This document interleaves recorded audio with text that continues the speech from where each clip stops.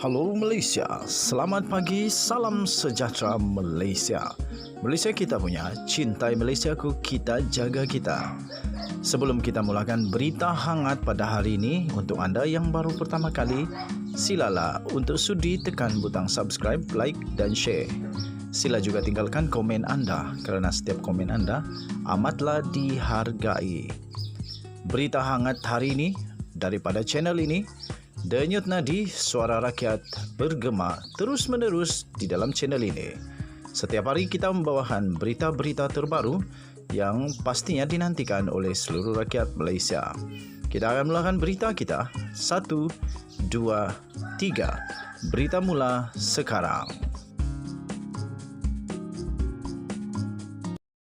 Salam sejahtera Malaysia, selamat malam. Berita terkini dipetik daripada bharian.com.my bertarikh 9 Oktober tahun 2022. Ditulis oleh kolumnis, 12 menteri tikam belakang Perdana Menteri jadikan kabinet tak stabil, takbir urus negara.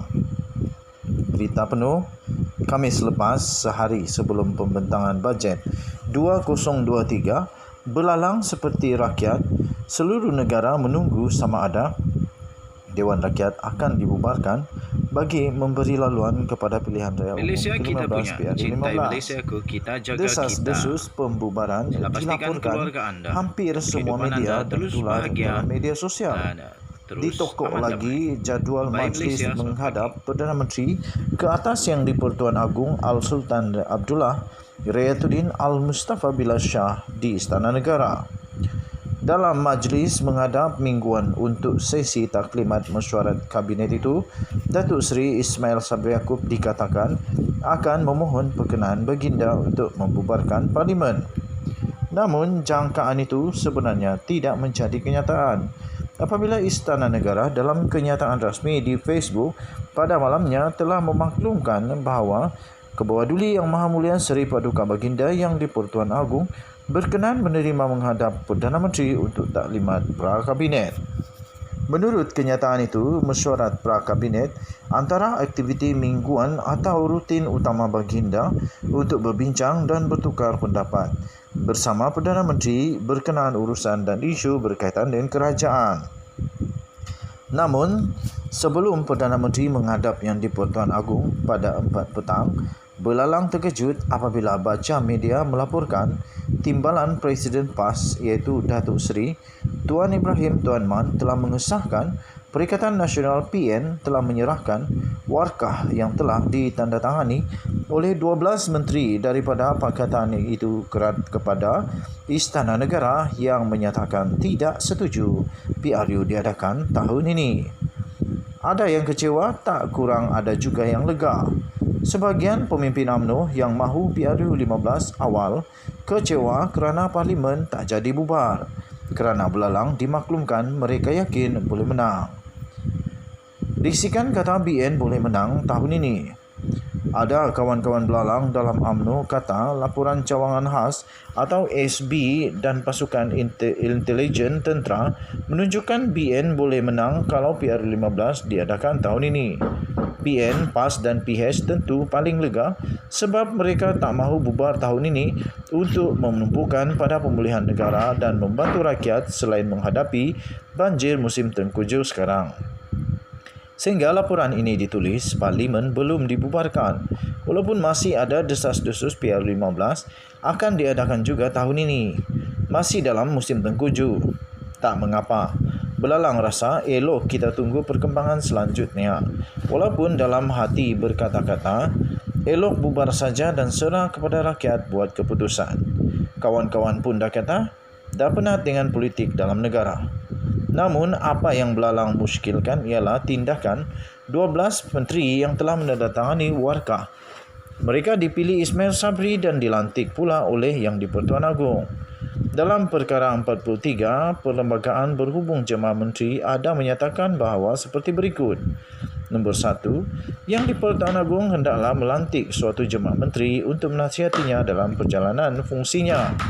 Nombor 2, jemaah menteri hendaklah dilantik seperti yang berikut, iaitu Yang di-Pertuan Agong hendaklah terlebih dahulu melantik sebagai Perdana Menteri untuk mempengerusikan jemaah menteri seorang ahli Dewan Rakyat yang pada hematnya mungkin mendapat kepercayaan majoriti ahli Dewan Rakyat itu. Dan atas nasihat Perdana Menteri, Yang di-Pertuan Agong hendaklah melantik menteri-menteri lain daripada kalangan ahli mana-mana satu majlis parlimen. Jemaah menteri hendaklah bertanggungjawab secara bersama kepada parlimen. Jika Perdana Menteri tidak lagi mendapat kepercayaan majoriti ahli Dewan Rakyat, maka Perdana Menteri hendaklah meletakkan jawatan jemaah menteri, melainkan jika atas permintaan parlimen dibubarkan oleh Yang di-Pertuan Agong. 12 menteri langkau batas pepitkan istana.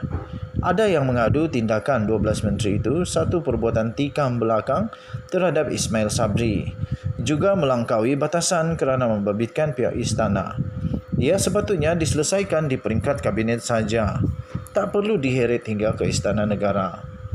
Bagi belalang, ia mungkin menyukarkan Perdana Menteri mentadbir negara dan membuat keputusan selepas ini kerana 12 anggota kabinet tidak serasi dengan beliau. Jika kabinet ini kekal sehingga tahun depan, bukan saja politik negara tidak stabil, malah kabinet juga sukar membuat keputusan. Tahun depan, kemelesetan ekonomi akan melanda dunia. Jadi pada pandangan belalang, jika kemelut politik negara tidak diselesaikan segera, macam mana kerajaan dan kabinet nak mengharungi ribut ekonomi menjelang tahun depan?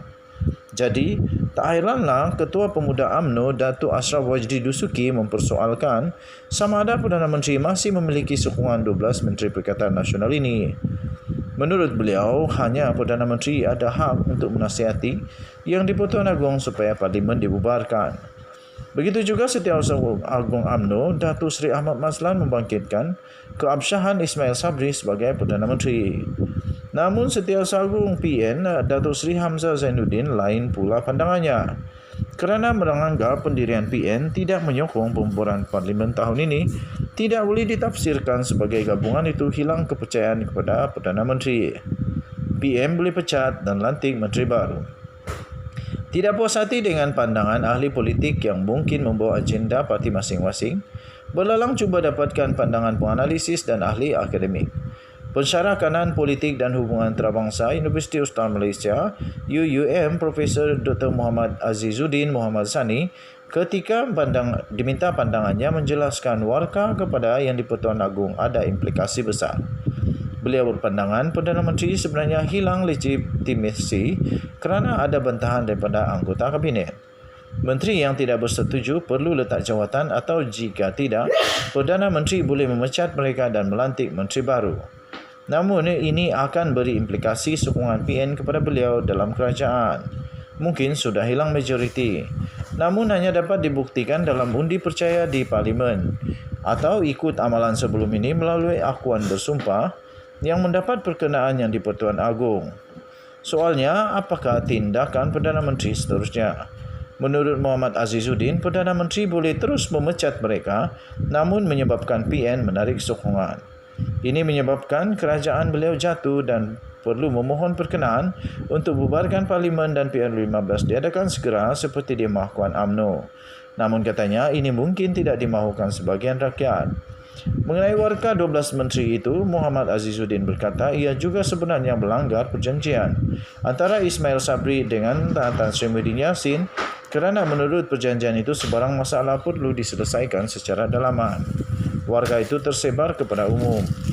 Kandungannya dilihat cuba menangguhkan usaha Perdana Menteri membawa usul konsensus bubarkan parlimen dan beliau tidak dapat konsensus kecuali ia ditarik balik Menteri PN dan terus berunding katanya.